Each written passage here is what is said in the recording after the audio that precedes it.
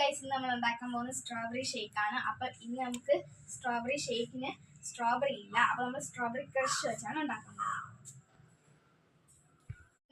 അതിനായിട്ട് ആവശ്യം തന്നെ സ്ട്രോബെറി ക്രഷ്, കട്ടപ്പാല്, കുറച്ച് മിൽക്ക് മെയ്ഡ്, പിന്നെ നമ്മുടെ പഞ്ചസാര. കട്ടപ്പാല് ജാറിലോട്ട് ഇടാം. പാലിൻ്റെ അകത്തോട്ട് ഇട്ടെടുക്കാം.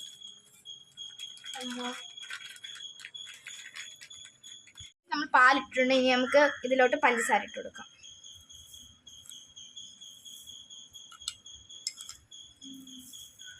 ഇനി നമുക്ക് സ്ട്രോബെറി ക്രഷ് ആഡ് ചെയ്യാം.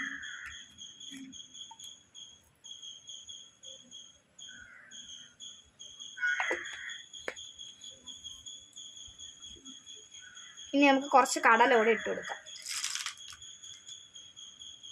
ഇനി ആവശ്യത്തിന് കുറച്ച് മിൽക്ക് മെയ്ഡ് മതി. നമുക്ക് ക്രഷിലും സാധാ പഞ്ചസാര ഇട്ടുകൊണ്ട് നമുക്ക് കുറച്ച് ഒഴിച്ചു കൊടുക്കാം.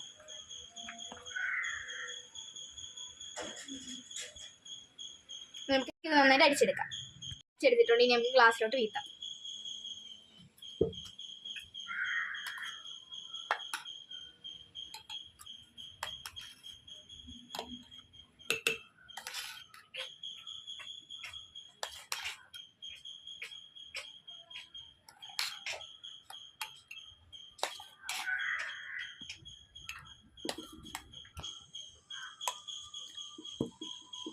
ടേസ്റ്റ് നോക്കാം.